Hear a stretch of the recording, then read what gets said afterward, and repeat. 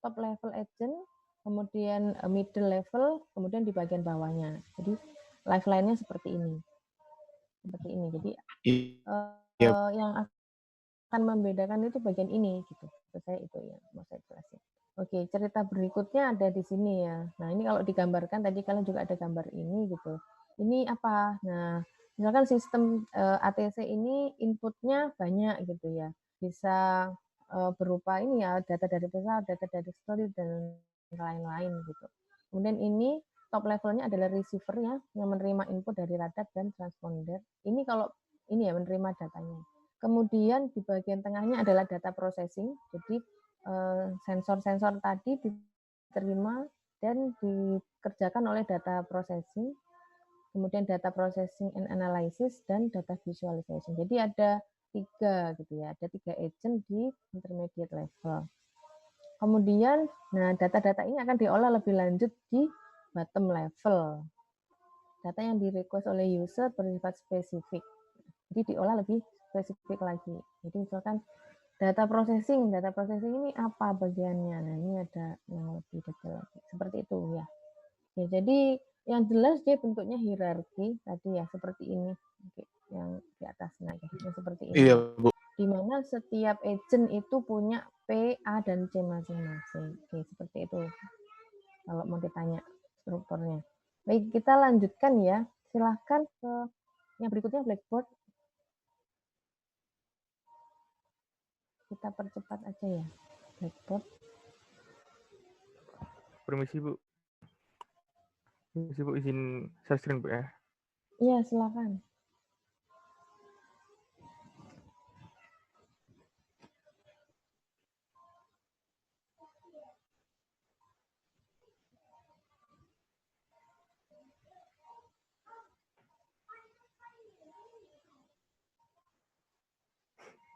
Silakan Rifki presentasi. Ya, jadi Blackboard architecture. Nah, Blackboard architecture ini seperti kayak namanya, itu diibaratkan sebagai papan tulis. Nah, itu dia dari gambar yang bawah, itu blackboard-nya itu diibaratkan terletak di tengah dan dikelilingi oleh KS, yaitu knowledge source. Jadi diibaratkan seperti suatu ruangan yang di tengah itu ada papannya dan dikelilingi oleh para ilmuwan-ilmuwan atau spesialis-spesialis. Nah, Blackboard Architecture ini di mana para spesialis-spesialis ini berusaha bekerja sama untuk menyelesaikan masalah yang ada di papan tulis tersebut. Nah, masalahnya itu dimulai ketika ada ketika masalah ditulis pada papan tulis. Nah, si knowledge source-nya itu mengamati masalah tersebut, dan kalau misalnya dia bisa berkontribusi dalam penyelesaian masalah tersebut, dia bakalan melakukan penyelesaian pada masalah tersebut. Dan tidak semua knowledge source bisa menyelesaikan satu masalah pada Blackboard secara satu kali jalan. Nah, jadi setelah knowledge source yang pertama jalan, itu terbuka opportunity untuk knowledge source yang lain itu untuk menyelesaikan masalah gitu. Nah, itu proses tersebut itu bakalan berulang sampai masalah itu dapat diselesaikan gitu. Monggo teman-teman yang lain penjelasan karakteristik. Jadi karakteristik untuk Blackboard ini untuk desain dan implementasi yang mengintegrasikan modul khusus yang besar dan beragam dan menerapkan strategi kontrol non-deterministis dan yang kompleks. Yang kedua, setiap sumber pengetahuan bersifat independen yang mempermudah pengembangan dan pemeliharaan. Yang ketiga, integrasi sumber pengetahuan yang dikelola oleh sistem pengendali. Selanjutnya, papan model biasanya disajikan dengan 3 bagian utama seperti yang dijelaskan oleh Rifki tadi. Ada sumber pengetahuan atau ilmuwan tadi yang diibaratkan oleh Rifki ilmuwan itu. Yang kedua ada papan tulisnya itu sendiri. Dan yang ketiga ada pengendali. Sumber pengetahuan terpisah paket independen dari aplikasi tergantung pengetahuan. Interaksi antara sumber-sumber pengetahuan yang diperlukan, tempat hanya melalui papan tulis. Selanjutnya, papan tulis struktur data, memecahkan masalah negara data. Jadi papan tulisnya ini seperti yang dijelaskan oleh Rifki tadi itu tempat untuk masalah-masalah. Jadi terorganisir menjadi tergantung aplikasi hierarki. Sumber pengetahuan melakukan perubahan papan tulis yang mengarah bertahap untuk solusi untuk masalah tersebut. Yang ketiga adalah kontrol. Didorong sepenuhnya oleh negara dari papan tulis, sumber pengetahuan merespon oportunis ketika perubahan di papan tulis membuat mereka berlaku. Selanjutnya ada kelebihan dan kekurangannya. Apa itu kalimatnya aneh? Ini pakai cerita. Oke. Ya, controller. Ya, silakan dilanjut dulu deh. Selanjutnya untuk kelebihan. Jadi aku tahu kan dulu. Iya, monggo. Jadi untuk kelebihan dari Blackboard ini cocok bila ada sumber data masukan yang digunakan yaitu beragam, lalu cocok untuk lingkungan yang terdistribusi secara fisik, lalu cocok untuk penjadwalan atau penundaan tugas dan keputusan, lalu cocok untuk pendekatan pemecahan masalah tim karena dapat digunakan untuk memposting subkomponen masalah dan hasil parsial. Lalu untuk kekurangannya, sulit untuk menentukan pembagian pengetahuan. Lalu unit control bisa sangat kompleks. Untuk contoh dari Blackboard arsitektur ini, yaitu ada sistem pengenal suara Hersey 2, lalu ada Douglas Hofstadter copycat, lalu ada identifikasi dan pelacakan kendaraan, lalu juga ada identifikasi struktur protein, dan juga interpretasi sinyal sonar. Ya, sekian dari Blackboard arsitektur.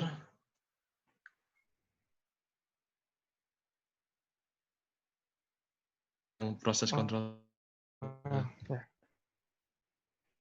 Ya, mau nambahin. Tadi yang Blackboard kan ada, kalau bisa dilihat dari filenya itu yang ditambahkan oleh Irsyad itu untuk yang poin kedua itu sangat memungkinkan untuk di Blackboard arsitektur kemudian kembali reuse sumber pengetahuan. Jadi sekali pengetahuan itu dipakai itu nggak langsung hilang, jadi dia tetap di ruangan tersebut. Kalau misalnya ketemu masalah yang bisa dipecahkan oleh si knowledge source-nya ini, jadi bakalan dipakai ulang lagi. Gitu aja.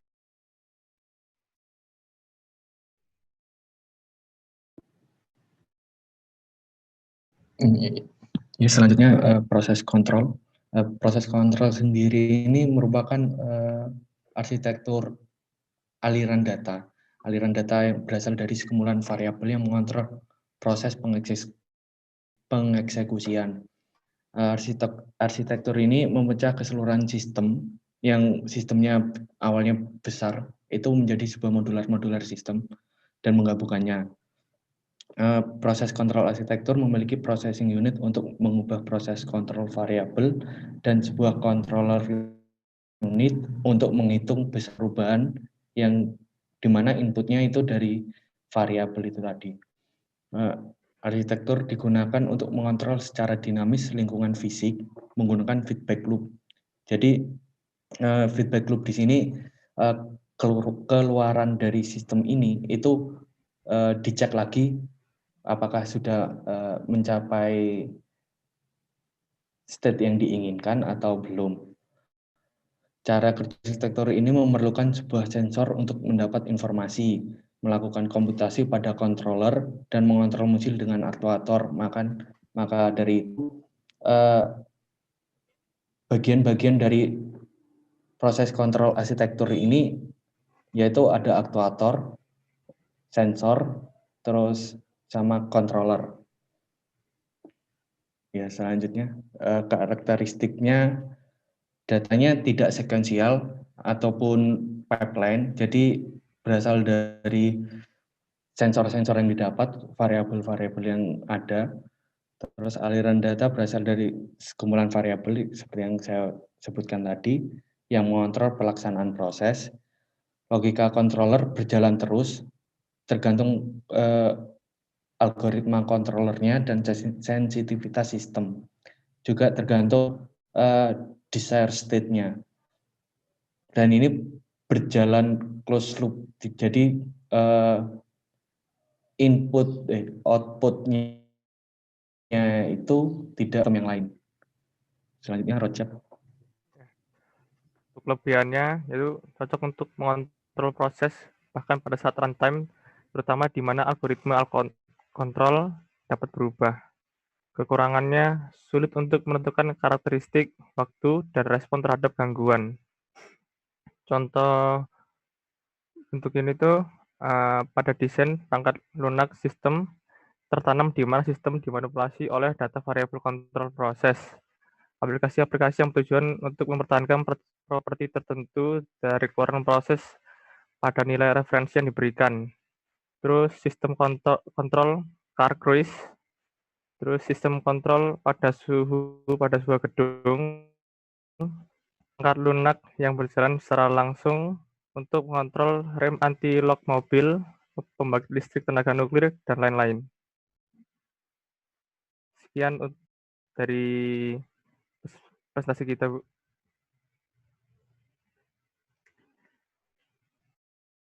Oke, baik. Ya, untuk proses kontrol penjelasannya sudah cukup jelas. Jadi secara umum proses kontrol ini ada dua macam. Tadi sudah ada ya, open loop sama closed loop ya. Jadi contoh yang paling populer untuk proses kontrol ini adalah sistem penghangat ruangan. Itu contoh yang populer dan sederhana. Jadi kalau yang dibentuk open loop, jadi penghangat udara itu kan misalkan ada udara masuk ya. Jadi intinya adalah udara masuk, kemudian ada api, gitu ya, perapian. Nah, kemudian dari situ udara yang di dalam ruangan akan jadi hangat. Ini bentuk open loop. Kenapa disebut open loop? Karena setelah udara itu di ruangan itu jadi hangat, tidak ada kontrol lagi ya sudah gitu. Sedangkan yang bentuk closed loop, jadi ketika udara dari luar, udara yang dingin itu masuk, lewat ke perapian, nah udara yang di dalam ruangan kan jadi hangat. Kemudian kalau misalkan perapian itu nyala terus, lama-lama mungkin bisa jadi panas gitu ya, malah tidak nyaman gitu. Nah, di sini ada sensor tadi yang mengukur suhu udara di dalam ruangan itu. Kalau misalkan suhu ruangannya katakanlah yang nyaman itu 25 derajat, itu enak. Tapi kalau lebih dari itu, misalkan 27 atau 26 gitu ya, lebih dari itu, maka nanti ada mekanisme di mana kita atau orang yang ada di situ atau sistemnya ya bisa ngatur, oh berarti ini terlalu panas. Apa yang dilakukan kalau terlalu panas? Oh berarti mungkin sumber apinya ini diperkecil. Nah kalau misalkan dari perapian, misalkan sumbernya itu dari gas gitu ya. Nah itu mungkin bisa valve-nya apa ya itu? Puterannya itu ya, kerannya gitu ya. Nah itu mungkin bisa diperkecil atau bisa dimatikan. Jadi ketika ketika suhu yang di dalam ruangan itu lebih tinggi dari yang kondisi atau threshold yang diinginkan atau ya kondisi yang diharapkan gitu ya, ada sensor yang akan menangkap kondisi itu gitu. Ada yang mengukur gitu, kemudian ada action yang akan dilakukan kalau misalkan terjadi kondisi yang tidak diinginkan tadi. Nah ini jadi gambar yang kita lihat sekarang itu menggambarkan yang closed loop. Jadi kayak desired state masuk ke controller, kemudian ada aktuator. Nah, aktuatornya ini ya tadi aktuatornya adalah untuk memperkecil gasnya tadi ya, supaya apinya jadinya kecil gitu. Ya, kira-kira seperti itu. Nanti silakan dicari contoh realnya gitu ya, supaya bisa terbayangkan apa. Baik, jadi pembahasan arsitektur perangkat lunak sudah habis ya. Oke. Kalau gitu kita coba lanjutkan dulu ke Slido ya. Kita main Slido dulu. Ini saya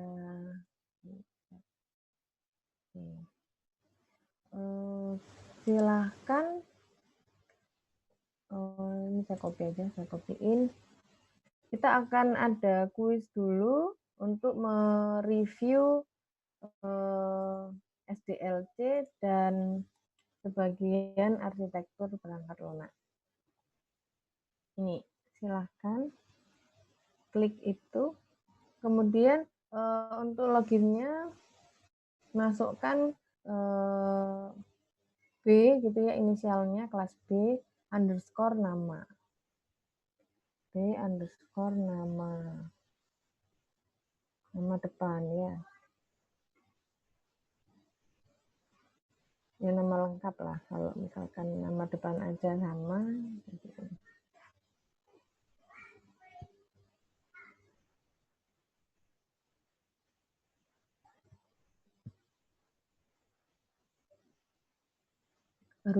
Baru 14 yang join, 15.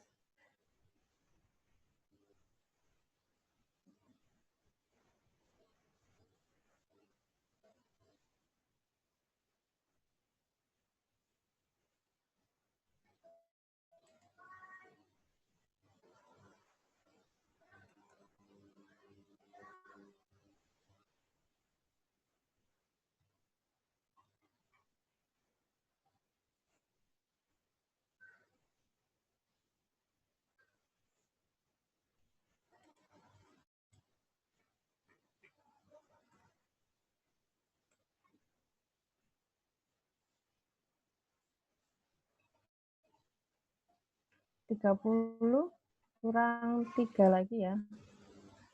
Di Zoom ada 34 dengan saya, berarti kurang 2 lagi, karena ada 31.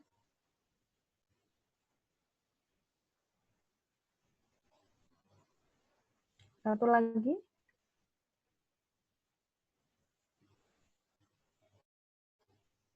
Oke, kita mulai ya. Ada 12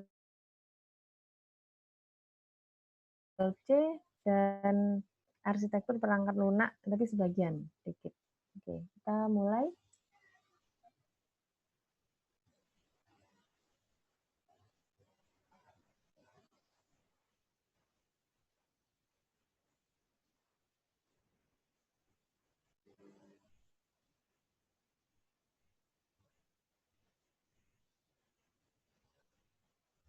Oke, yang benar hanya 50% ya.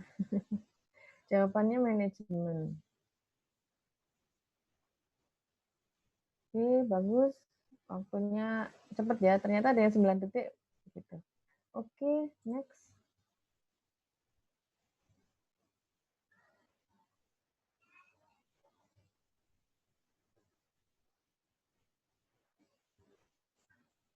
Ya, ya, 100 ya, 100% benar semua. Berikutnya,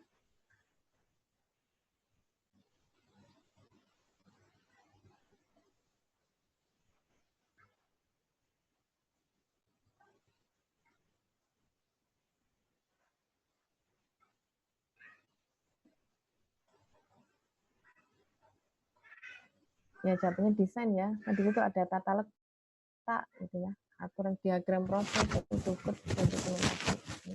Ya, ini desain. Berikutnya,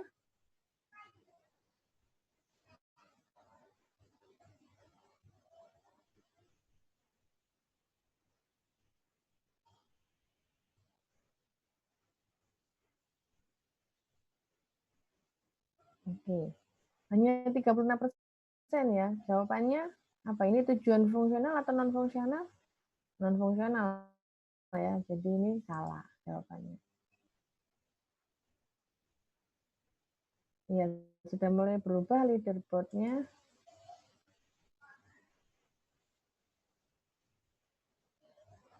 Oke.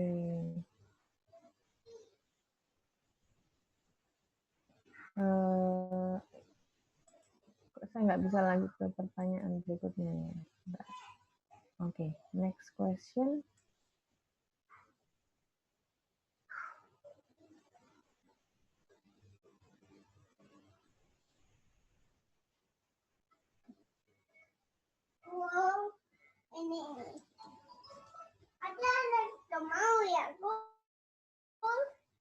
Ya.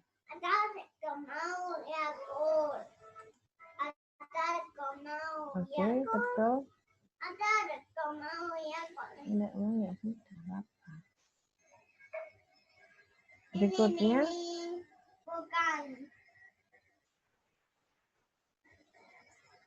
kecilin ya sayang, kecilin. Bentar. Kecilin, dikecilkan. Lower it down, please. Ya, jawabannya yang bukan view dari arsitektur adalah yang merupakan view kecuali physical view ya. Jadi logical view ada, proses view ada, development ini ya. Development. Oke.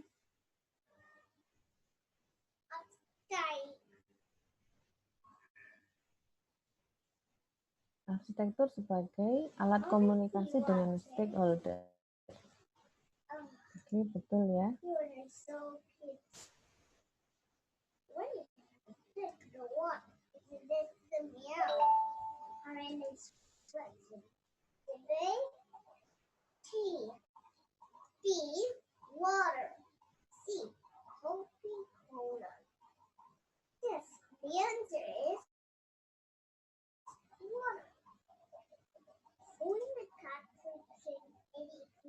Jawabannya salah. Tadi membagi perangkat lunak ke dalam beberapa layer adalah layer case.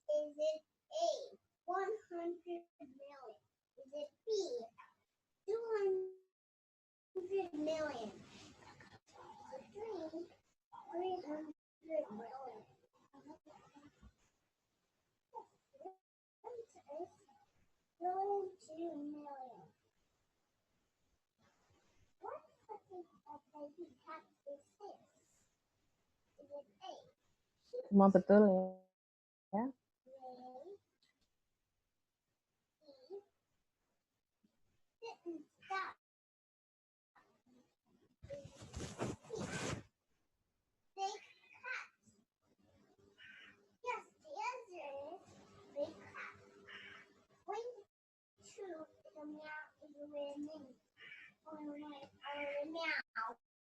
Sama ya, tutir dengan line cipher.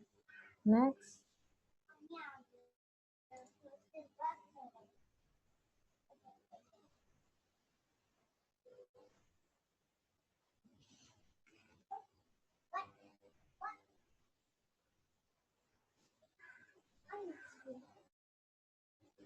Yang bukan data flow adalah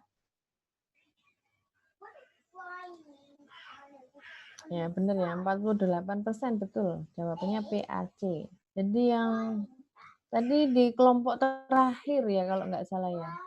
Ini menyinggung tentang data flow, ini ada batch sequential, file filter sama process control ini. Oke, selanjutnya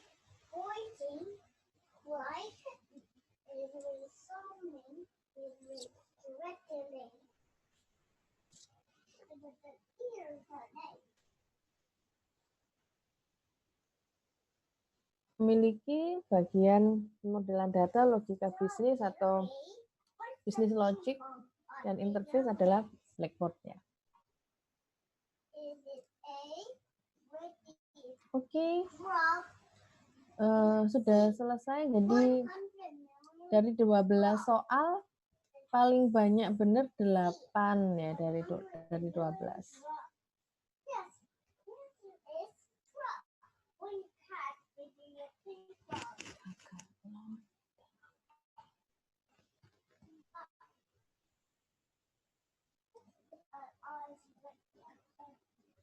Ya, hasilnya yang tertinggi adalah Freddy, kemudian Muhammad Afif, kemudian Samuel, Amelia, 5, Dava ya. Saya baca 5 tertinggi aja.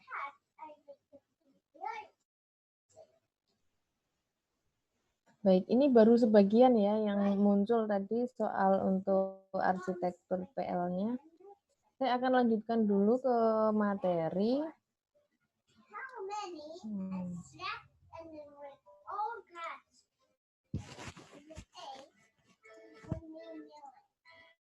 ya, saya matikan.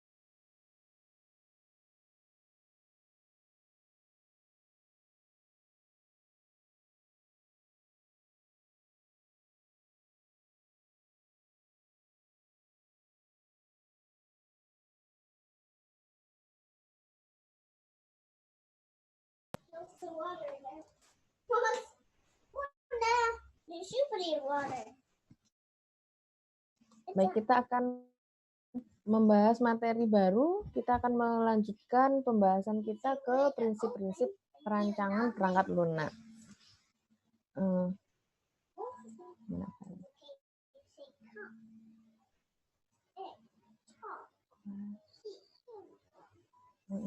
Bentar. Bentar ya, Nak.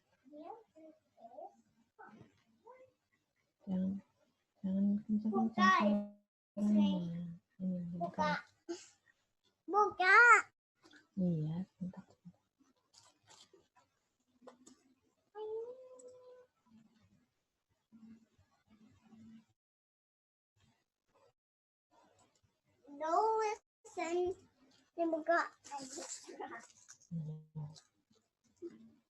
Bentar ya, saya bukain filenya dulu. Saya mau download dulu. Nah, dari ragam arsitektur tadi mungkin ada pertanyaan, Bu. Silakan.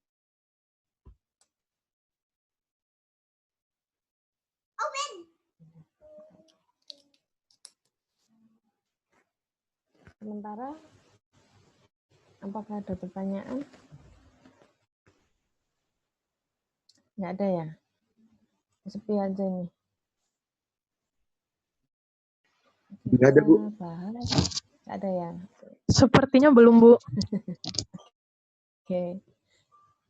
Jadi tolong jangan menghafal ya, tapi kita coba mengidentifikasi karakteristik gitu.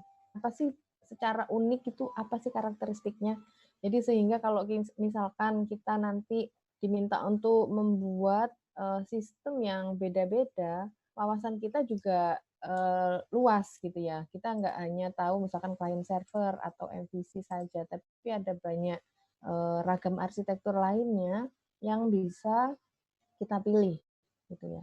Jadi di awal dulu sudah pernah kita bahas bahwa desain adalah proses kreatif ya. Jadi di mana proses kreatif ini salah satunya berdasarkan pengalaman atau pengetahuan dari desainernya ya, atau sistem analis kita, pengetahuan kita luas, maka kita bisa memberikan opsi-opsi dari suatu permasalahan.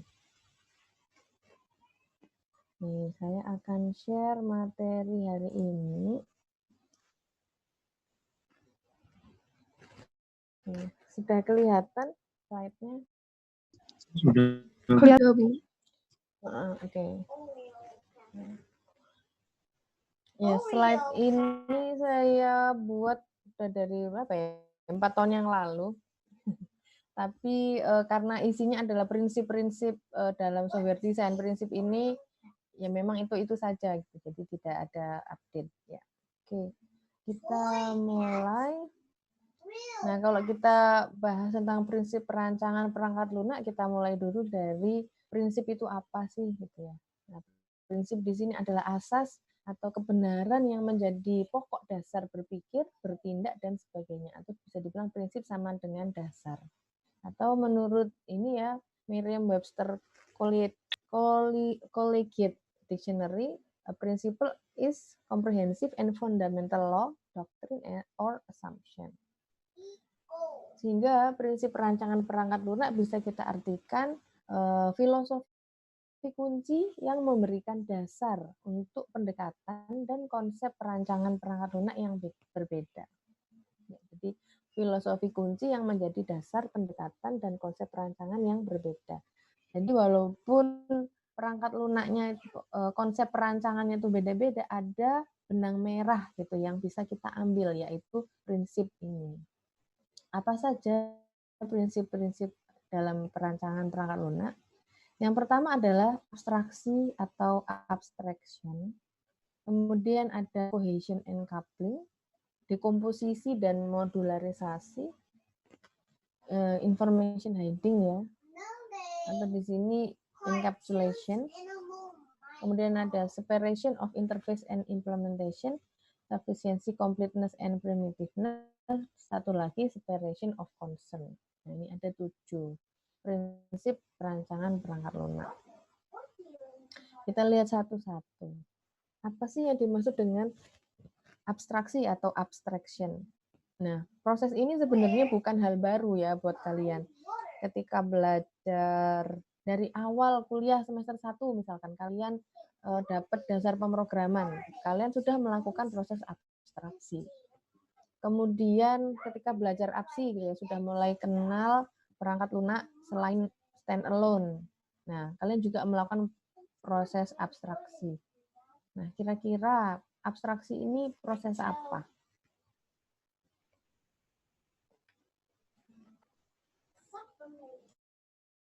Ya, silakan ditulis di chat ya komentarnya masing-masing. Ups, saya keluarin. Ya, silakan dituliskan komentar kalian. Ya, kalau misalkan kalian sedang mendevelop atau coding gitulah ya, mendevelop sebuah program gitu. Abstraksi itu bagian apanya sih? Oke, di sini Afif menjawab pengenalan suatu objek baru. Clement bilang menyimpulkan sebuah permasalahan. Nah, yang lainnya 31 yang lainnya apa? Saya mau tahu. Oke, abstraksi merupakan pemahaman masalah yang dihadapi, menampung ide untuk permasalahan.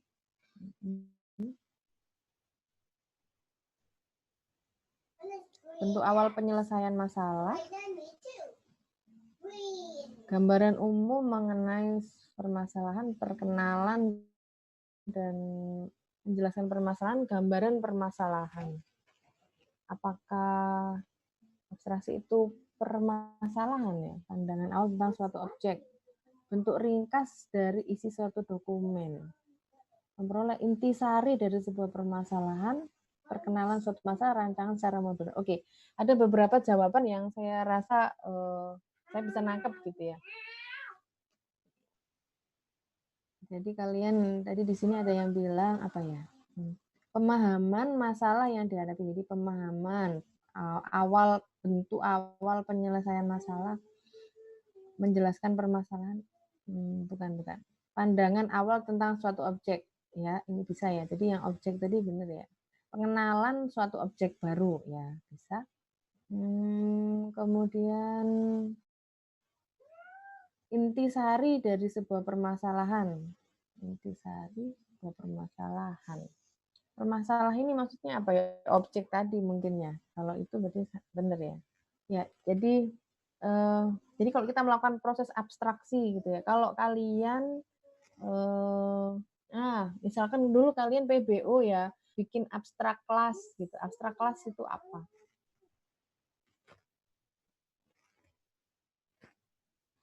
Mungkin bisa dianalogikan itu gitu ya. Salah satu hal yang tulisannya sama kan abstrak kelas gitu ya. Jadi kelas abstrak itu kelas yang dia adalah blueprint yang dia belum bisa diimplementasikan. Harus dibuatkan kelas turunannya dulu yang mengimplementasikan kelas abstrak. Nah, jadi di sini abstraksi juga sama. Jadi dari sebuah gambaran atau cerita atau studi kasus atau kalian sebut sebagai permasalahan tadi, kita saring informasi atau hal-hal yang penting, ya, hal-hal mendasar yang penting, dan kita mengabaikan detail yang lain yang mungkin lebih teknis gitu ya. Nah, itu adalah proses abstraksi. Jadi kita mengambil intisari, tadi ada yang bilang intisari ya. Nah, itu benar. Jadi kita mengambil intisari atau pokok-pokok yang penting gitu. Kemudian kita tidak peduli dengan informasi yang lebih teknikal, yang lebih detail gitu. Oke, di sini nah, abstraksi adalah melihat atau mengobservasi sebuah objek dengan fokus mendapatkan informasi penting untuk tujuan tertentu tanpa memikirkan detail lower level yang tidak perlu. Gitu. Oke, ya, Nodes baru jawab. Nah, di sini, ya ini ya, jadi yang saya merah-merah ini, jadi kalian mengobservasi, melihat gitu ya, sebuah objek atau permasalahan tadi ya. Nah, kalian melihat objek itu untuk apa? Untuk mencari informasi penting dari objek itu tuh apa? Informasi penting dari sebuah permasalahan itu tuh apa? Dan tujuan kita apa?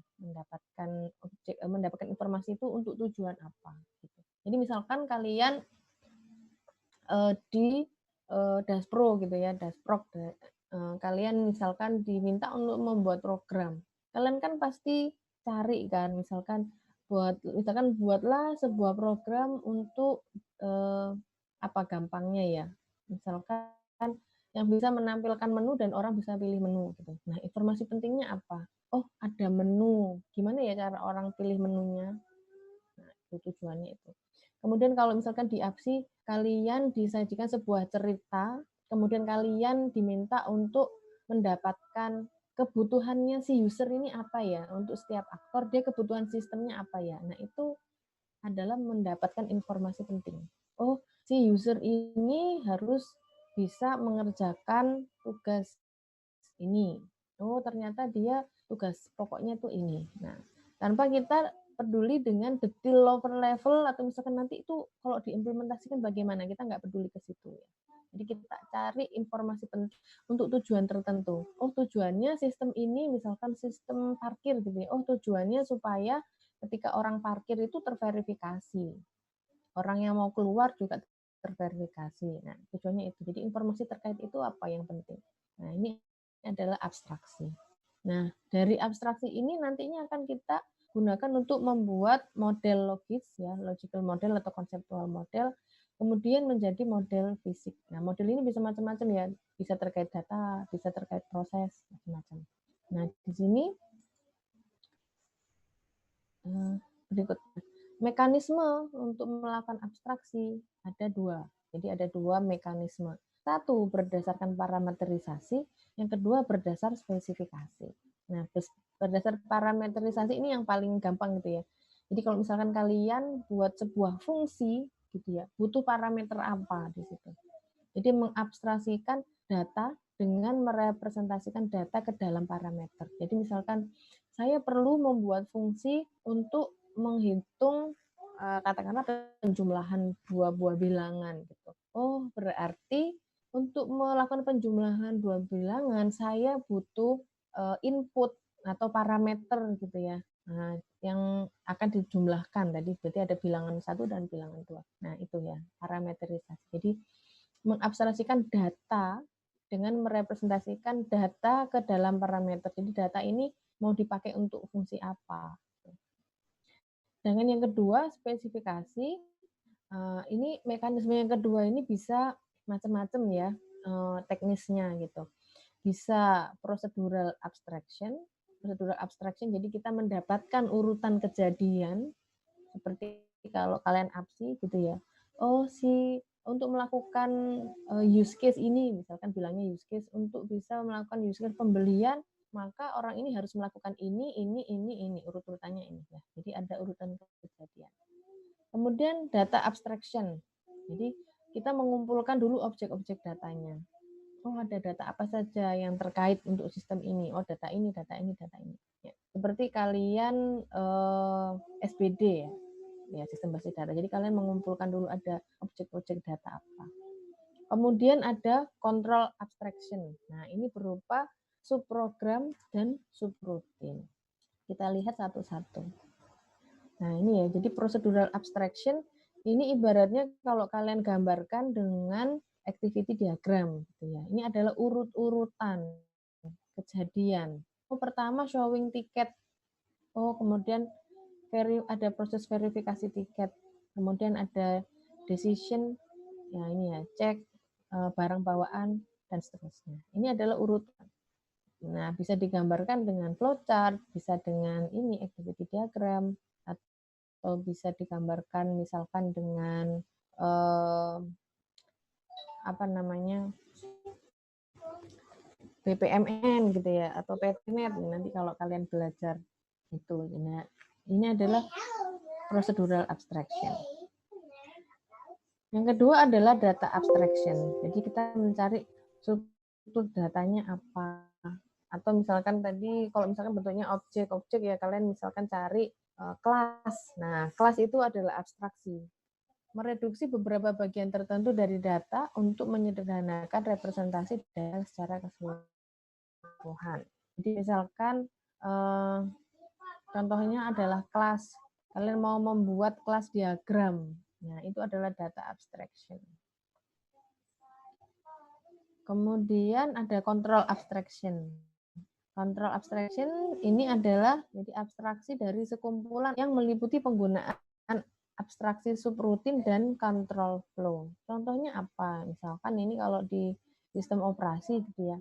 Ada sinkronisasi semapur untuk mengkoordinasi aktivitas dalam sebuah sistem operasi misalkan. Nah, ini ada thread gitu ya, ada beberapa thread. Nah, ini kalian mungkin lebih ngerti tentang ini daripada saya. Tapi konsepnya adalah ketika thread ini nanti berubah, misalkan dari wait menjadi release atau idle gitu ya, idle, release, running, ini semua kan saling sharing resource ya. Jadi mana dulu nih yang harus dikerjakan, maka dikasih kontrol berupa kode-kode semapur. Misalnya kalau dikasih kode ini berarti kamu wait ya, kalau kode ini oke kamu release. Nah, jadi ini adalah control abstraction seperti ini.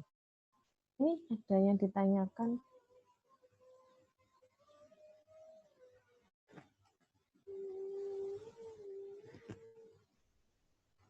Mungkin lanjut aja dulu, Bu. Oke.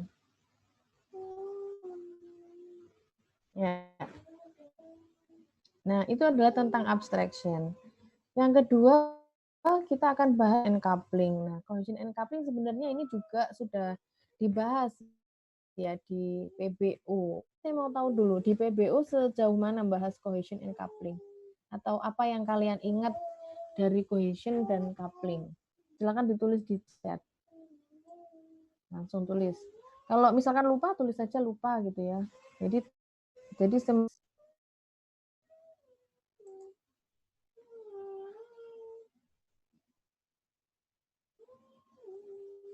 coupling, nah ini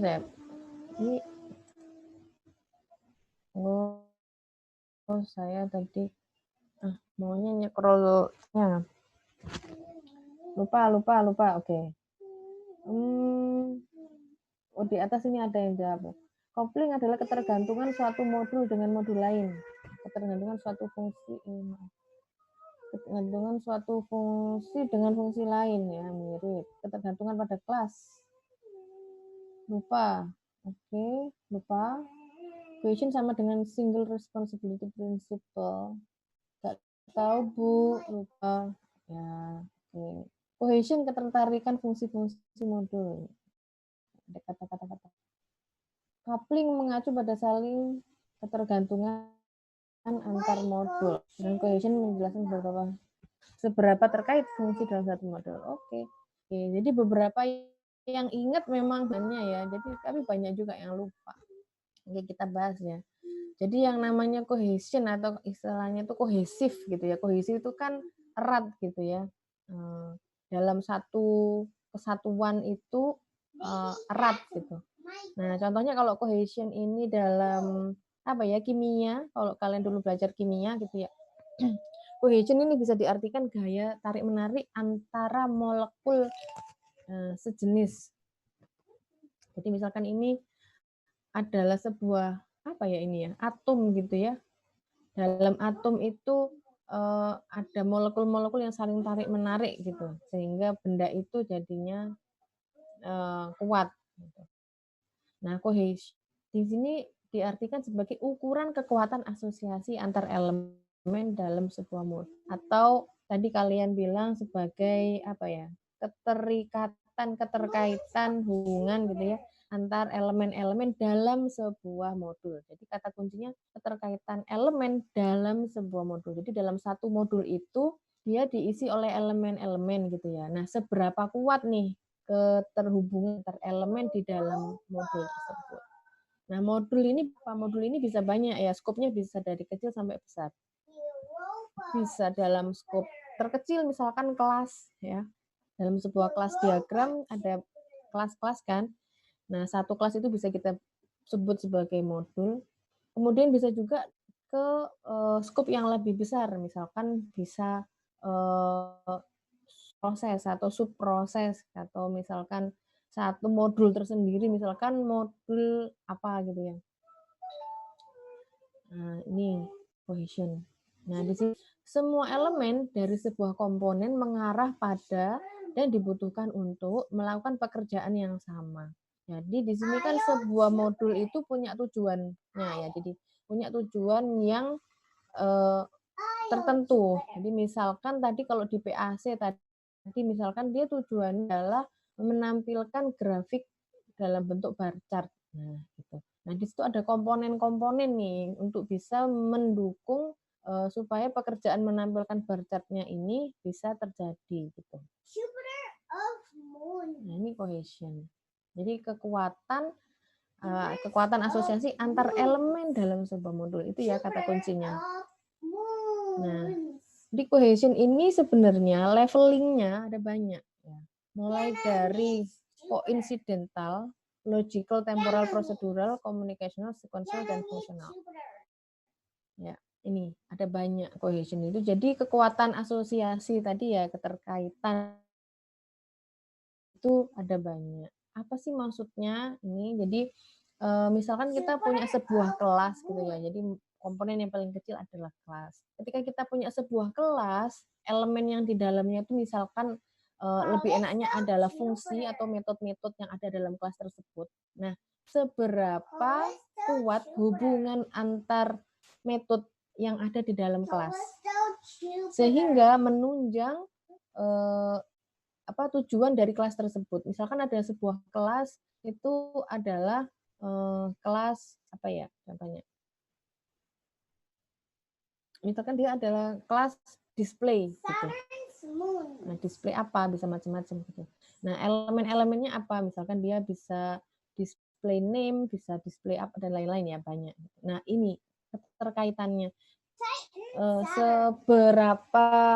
seberapa kuat dia mendukung fungsi dari kelas tersebut gitu ya. Nah, di sini yang rendah atau cohesionnya paling rendah itu adalah coincidental. Artinya apa?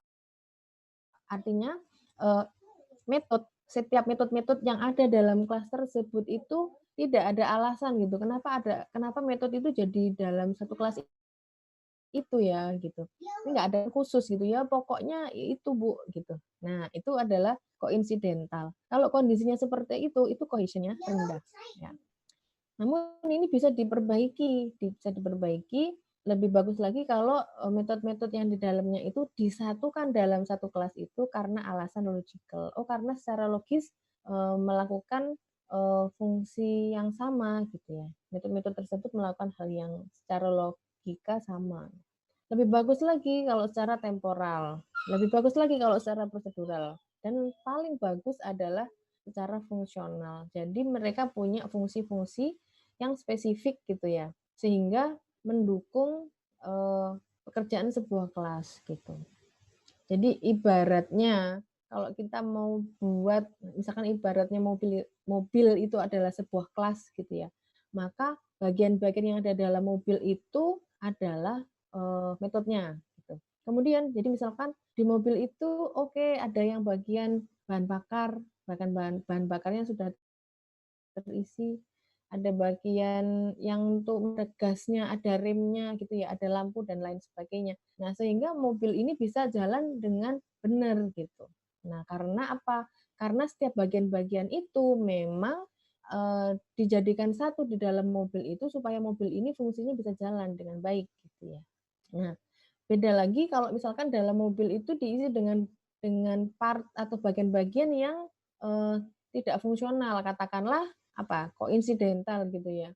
Misalkan cuma dikasihnya, oke saya punya ban, kemudian saya punya kasur, saya punya bantal, udah pokoknya disatukan gitu. Apakah akan jadi mobil yang bisa jalan gitu?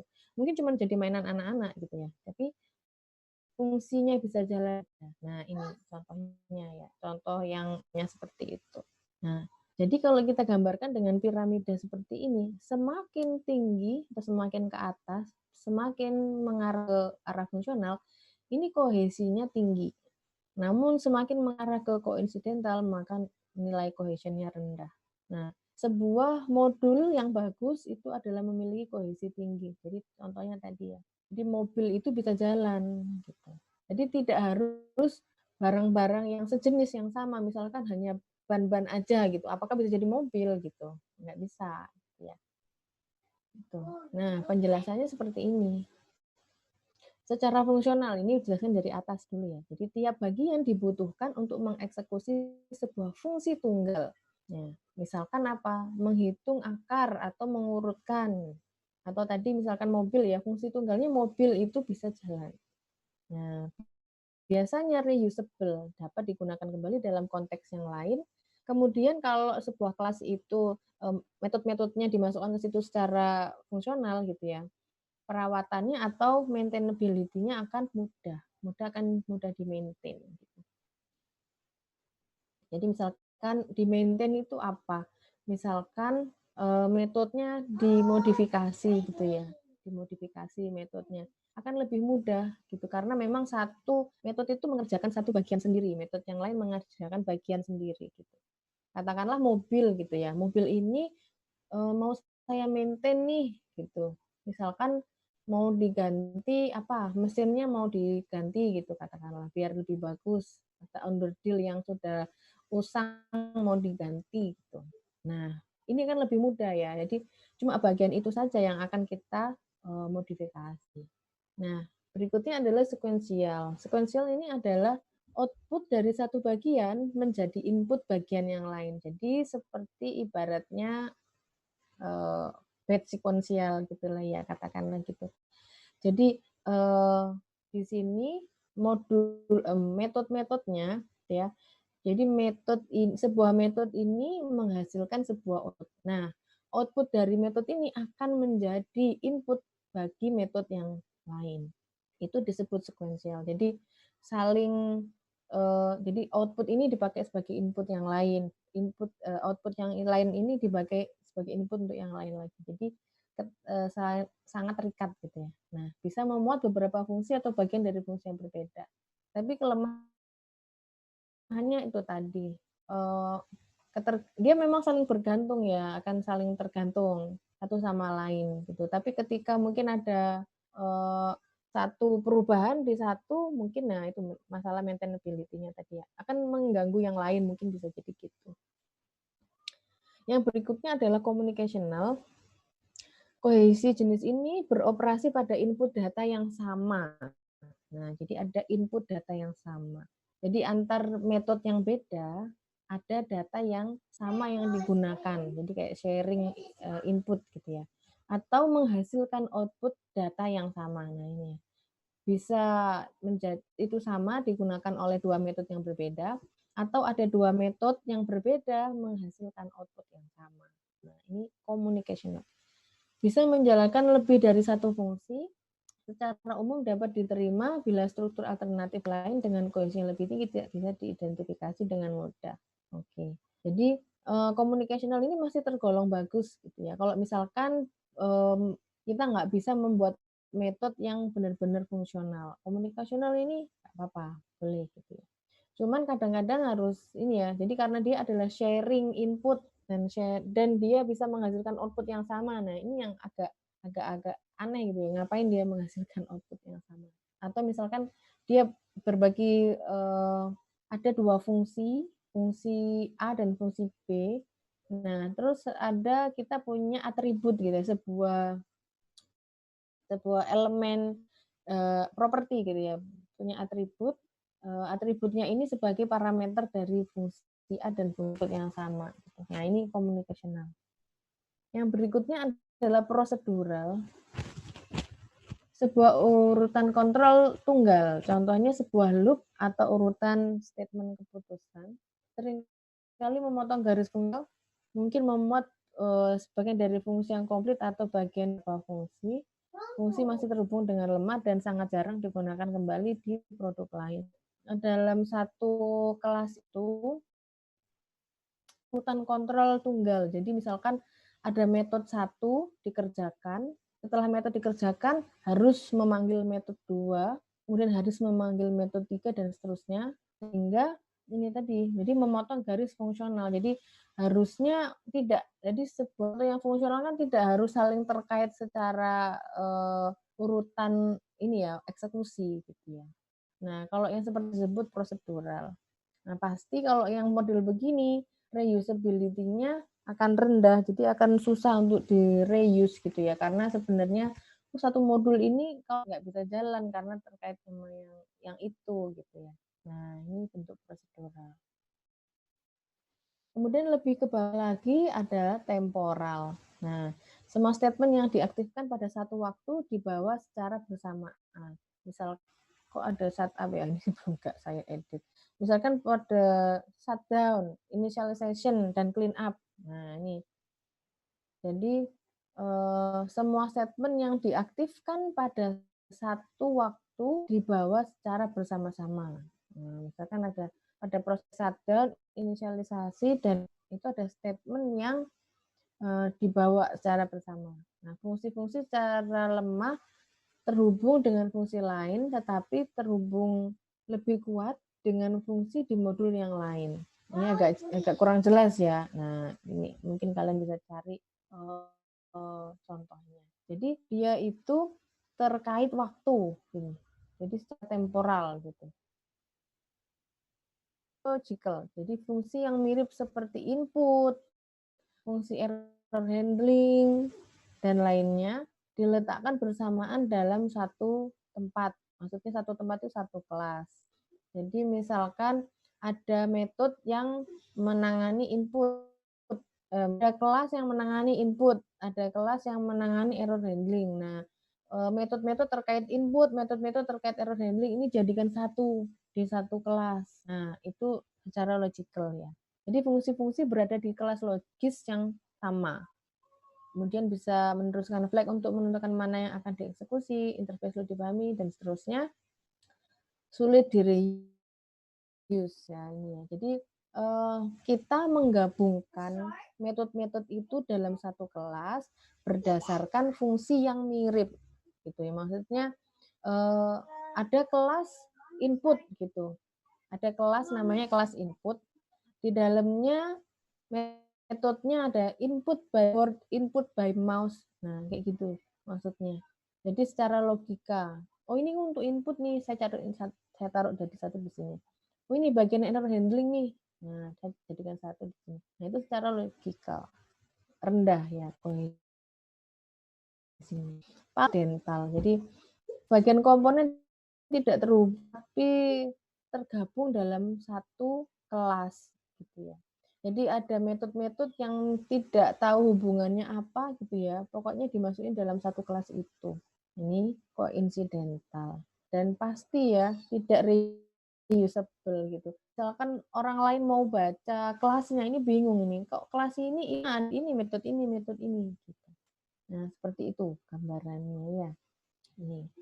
Kemudian contohnya. Oke.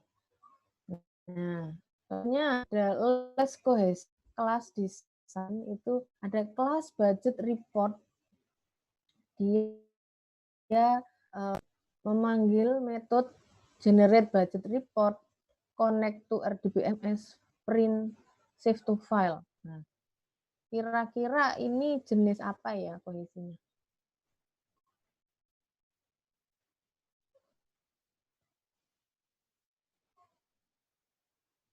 Kira-kira jenis apa?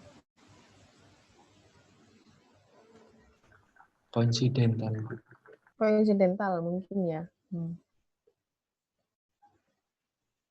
Ya, koinsidental ya. Dia nggak tahu ini kenapa, ini apakah ini fungsional gitu ya. Oh enggak, ternyata karena menurut dia atau pada studi kasus ini gitu ya, untuk desain yang lebih kohesif seperti ini. Oh, ini ada kelas budget report, dia ada metode option get report, option generate budget report. Kemudian ada kelas connect to RDBMS, ini khusus gitu karena tugasnya memang untuk connect ke database gitu. Oh, ini tugasnya untuk print option. Nah, kemudian ini file saver, save option, get file, dan seterusnya. Oh, ini lebih kohesif seperti ini kira-kira. Jadi tujuannya apa? Jadi melakukan satu fungsional tunggal gitu ya, satu kelas itu. Nah, di budget report nih, kenapa print juga di sini, kenapa save file di sini gitu ya. Memang terkait untuk ini ya budget report gitu.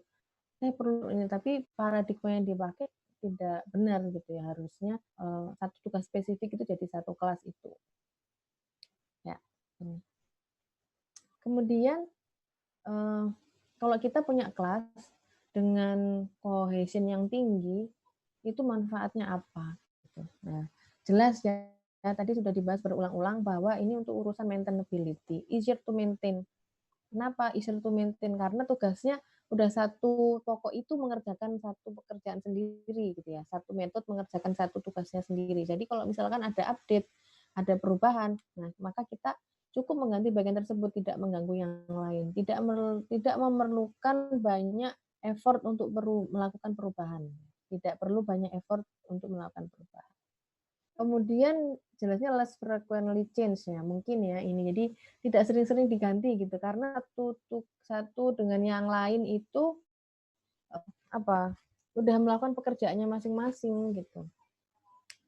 Kemudian jelas more usable, single recipe to highly cohesion ya, jelas ya. Jadi ini dengan adanya single responsibility principle, jadi setiap kelas melakukan satu tugas tunggal, pasti kohesinya tinggi. Gitu. Berikutnya yang kedua adalah coupling. Nah, coupling, kalau ini couple ya, jadi kalau couple itu kan pasti ada dua gitu ya, couple itu dua. Jadi kalau coupling adalah ukuran ketergantungan satu modul dengan yang lain, jadi antar modul. Gitu. Nah, kalau ini tadi kita gambarkan pakai molekul-molekul gitu ya, atau atom-atom gitu ya.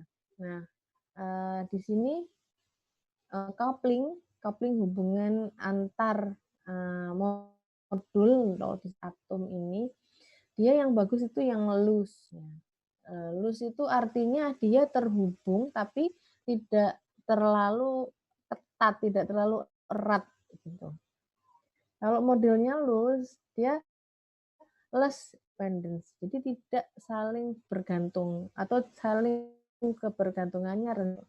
Kemudian less coordination, jadi kalau mau ngapa-ngapain itu tidak tergantung yang lain gitu. Mau misalkan mau melakukan proses tidak perlu menunggu yang lain.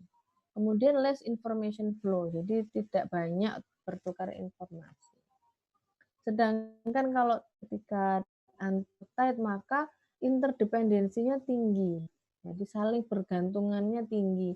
Misalkan saya mau menghitung fungsi misalkan mau menghitung fungsi budget gitu ya, wah saya nggak bisa kerja nih, perlu menunggu input dari kelas yang lain. Nah itu interdependensi, kan itu nggak bagus ya kalau kayak gitu. Kemudian more coordination, jadi semakin banyak itu tadi, saya mau melakukan perhitungan ini gitu. Oh berarti kelas lain harus dikasih tahu dulu, tolong dikerjakan metode yang di kamu. Nah, jadi semuanya koordinasi, nggak bisa kerja sendiri gitu ya. Kemudian more information flow, jadi semakin banyak pertukaran informasi. Nah, kemudian urutannya gitu ya, atau macamnya gitu ya, ada data, stem, common sama, jadi tidak sebanyak yang cohesion tadi. Di sini yang paling loose jadi hubungan itu adalah data coupling. Jadi keterkaitannya data. Kemudian ada stem coupling dan seterusnya sampai yang paling erat adalah content coupling. Kita lihat satu-satu.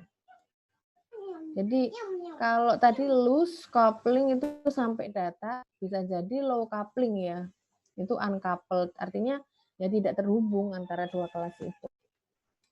Nah, di sini ini adalah data. Jadi kalau antara satu kelas dengan kelas yang lain atau metode dari sebuah kelas dengan metode dari kelas yang lain itu ketergantungannya hanya pertukaran datanya, misalkan untuk parameternya tadi, nah itu disebut loose coupling.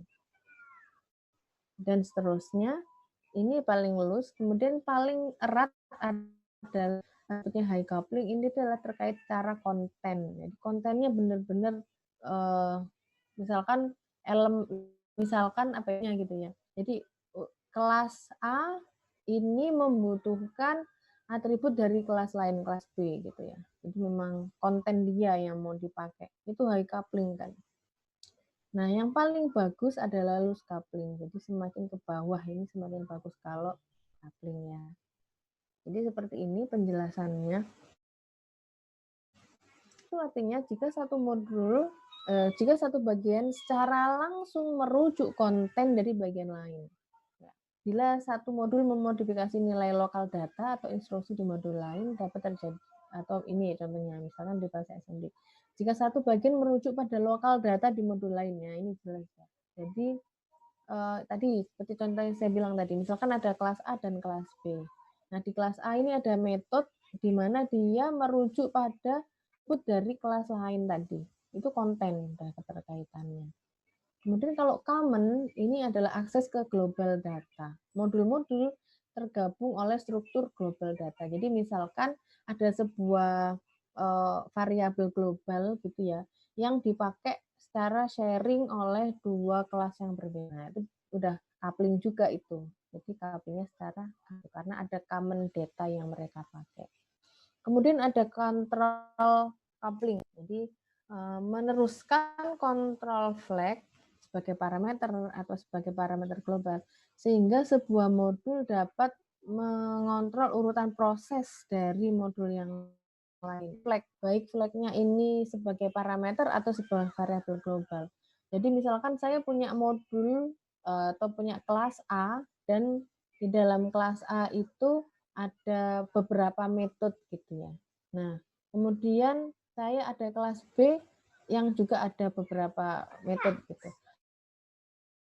Kemudian posisi flag-nya ini, misalkan boolean gitu ya, 1, 0, 1, 0 gitu, yang akan urutan proses di modul yang mana nih yang dikerjakan? Di A dulu atau di B atau mungkin B dulu baru A dulu.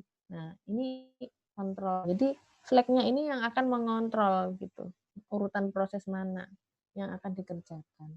Ini sudah coupling juga kontrol. Kemudian ada stem coupling. Nah, mirip dengan coupling pada umumnya, jadi tergantung gitu ya, kecuali bahwa variabel global dibagi secara selektif antar rutin yang memerlukan data. Misalkan paket di A, ini gimana maksudnya? Oh, misalkan paket ada, ini kayaknya bahasa pemrograman itu ya ada itu. Lebih diinginkan daripada kopling umum karena modul yang harus dimodifikasi ketika struktur data dimodifikasi jumlahnya lebih sedikit. Kemudian meneruskan seluruh struktur data tapi hanya perlu bagian itu. Oke, ya maksudnya gini. Misalkan sebuah kelas yang dia menghasilkan data berupa array. Ya. Dia menghasilkan data berupa array, jadi satu paket gitu ya. Array atau mungkin tipe yang lain yang ada satu paket gitu ya. Kemudian atau objek tuh, misalkan dia ya benar. Misalkan metode ini dia menghasilkan objek gitu ya, returnnya adalah sebuah objek di mana objek ini punya atribut macam-macam.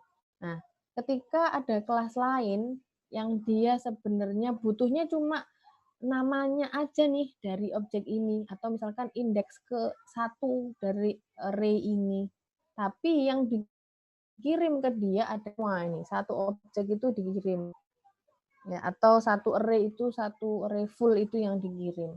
Nah, itu adalah stem. Jadi dia cuma dikit tapi dikirimi segerombolan yang dia nggak butuh semuanya gitu. Nah, itu couplingnya stem.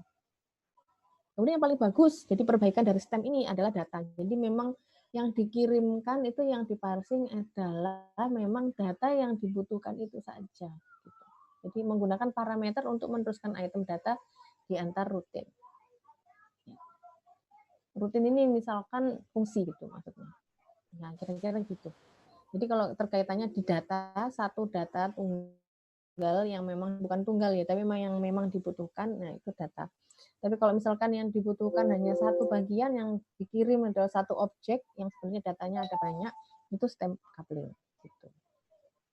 Ini jelas ini ya. Nah, ini, banyak nih tulisannya nih. Oke.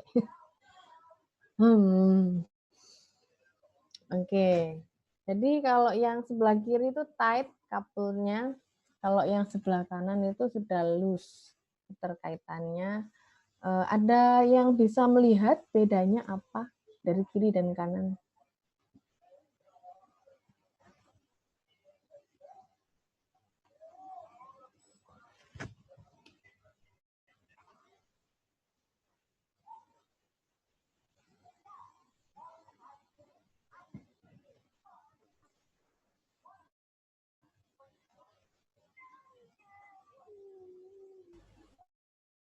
Itu Bu, di yang sebelah kanan kelas sales tax rates-nya sifatnya private Bu. Ya, ininya. Iya Bu.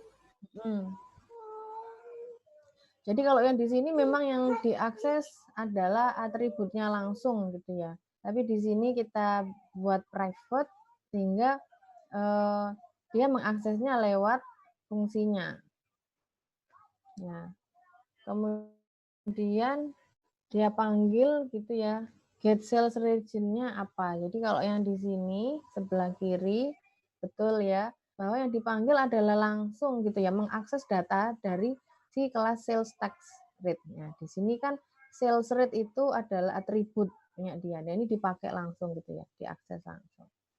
Sedangkan di kanan di sini kita nggak membolehkan. Jadi prinsipnya apa kayak encapsulation gitu ya.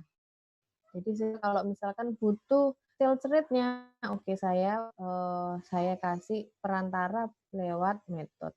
Nah di sini dia tergantungnya tidak lagi datanya gitu ya. Maaf, tidak lagi atributnya secara langsung, lokal atributnya dia. Nah dia langsung mengakses ke metode ini. Jadi memanggil metode get sales rate. Ya, betul. Jadi makanya kenapa ini agak nyambung dengan prinsip yang ketiga. Itu ketiga atau yang berapa ya? 3 atau keempat gitu ya. Information hiding itu. Oke, ya ini benar. Kemudian sebuah desain yang baik, yang ideal gitu, ketika couplingnya loose dan cohesionnya high gitu, dalam sebuah desain itu, misalkan dalam sebuah kelas diagram gitu ya, lebih detailnya dalam sebuah kelas diagram. Jadi kelas diagram itu dikatakan bagus atau tidak itu dilihat dari couplingnya sama cohesionnya. Jadi kalau couplingnya loose, kemudian cohesionnya high, berarti good design. Nah, di sini ada yang ditanyakan.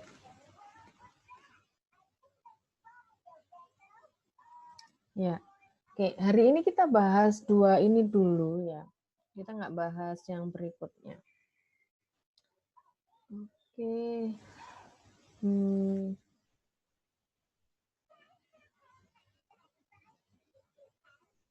Bentar, saya apakah ada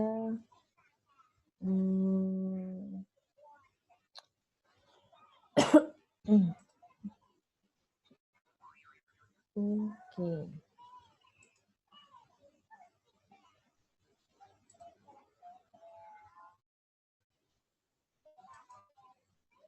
Bentar, saya akan ke kuis yang kedua.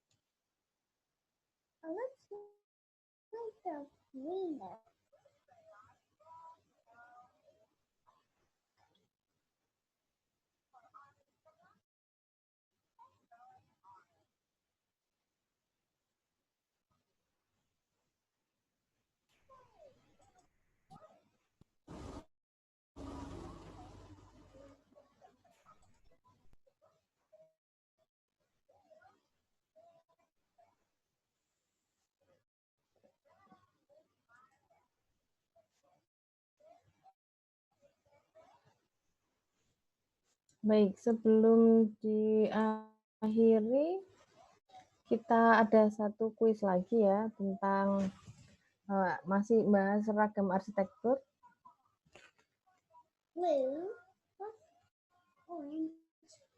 Ada 12 pertanyaan.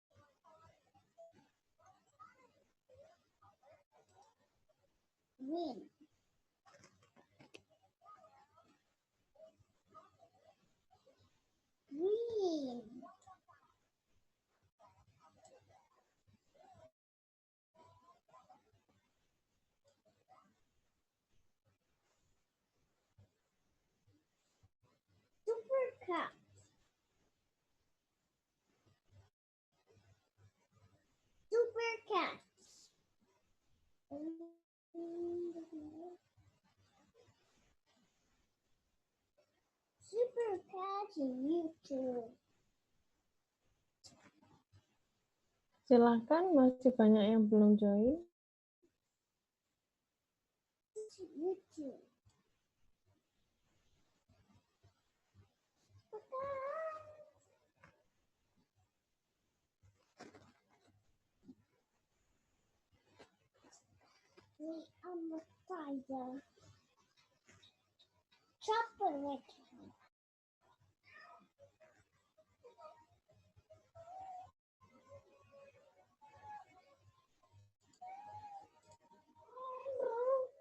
Ya, masih 31. Silahkan.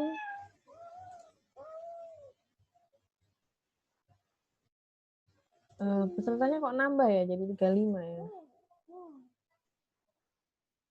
Iya, ini kita kuis ini terakhir gitu, habis itu sudah selesai.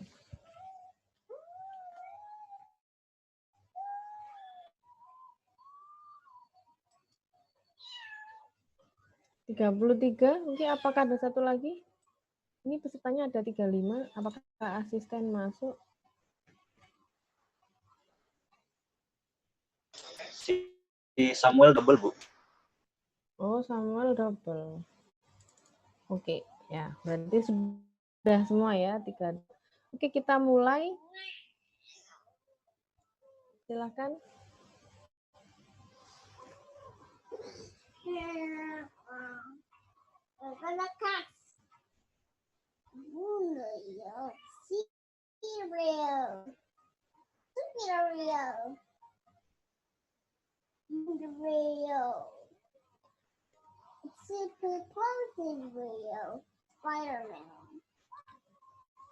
Mengemas fungsi. Mengemas fungsi antar muka basis data, laporan, middleware.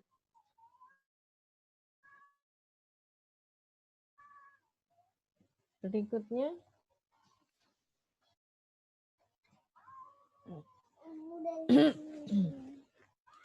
oke, untuk semua ya, microkernel. Bu, tadi masih error, Bu. Tiba-tiba selesai, Bu, tadi, Bu. Ya? Yang tadi tiba-tiba selesai, Bu. Oke. Belum menjawab. Cuma 5 doang, Bu, tadi sempat jawab. Oke. Bentar.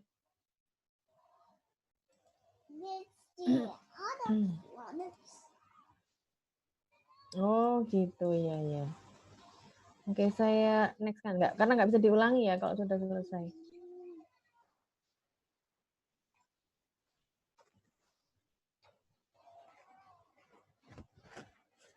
File sharing, arsitektur apa? Mars. Ya, Mars. 79% betul ya. Peer-to-peer. Next, PAC. Struktur hierarki agen. Masing-masing terdiri dari presentasi, abstraksi, dan kontrol. Wah, ini keren nih, 100%. Baru tadi ya. Oke, next. Event producers, event routers, event consumers. This what is a run radio. Oops. The radio blue is the earth. That's Neptune. Oke, Weighing the rocks. benar ya ini. Kemudian, mungkin karena ada satu yang tidak bisa terjawab tadi ya. Ini. No green. Oke, next. No.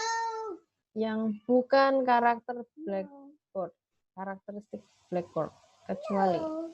Green.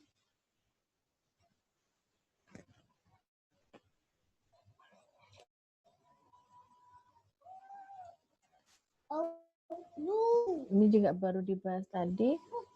It is not. Ya, jawabannya yang bukan adalah ada stakeholder. Jadi ada blackboard, ada scheduler, sama knowledge source. No. Ya, next question.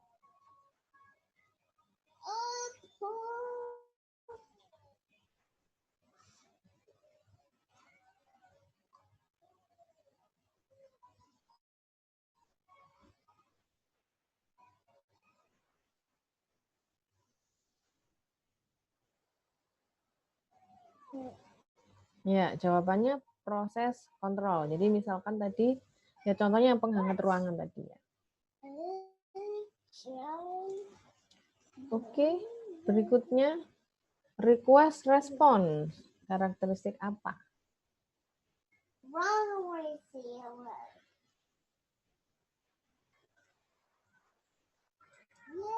is Venus.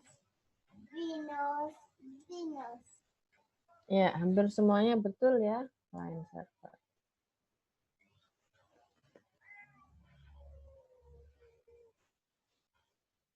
Yang bukan kerugian. Bad sequential. Kerugian sekuensial kecuali. Nah, langsung direvisi.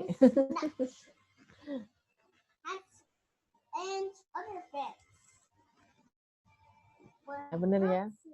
Program dan subsistem individu menghasilkan output individu.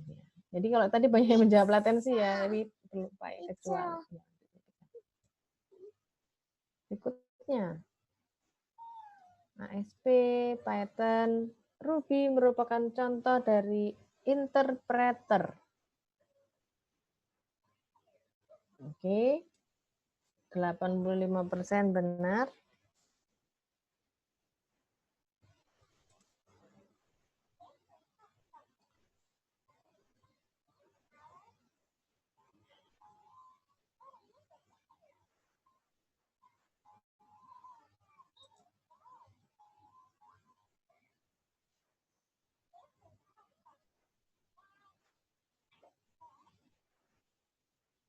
Oh, ini gimana ya kok? Sebentar kok nggak bisa ke next question. Oke. Kekurangan pipe filter kecuali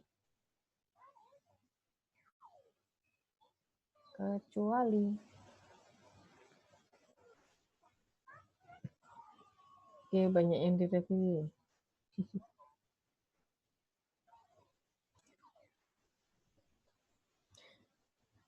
Ya, pengguna tidak perlu mengetahui logika.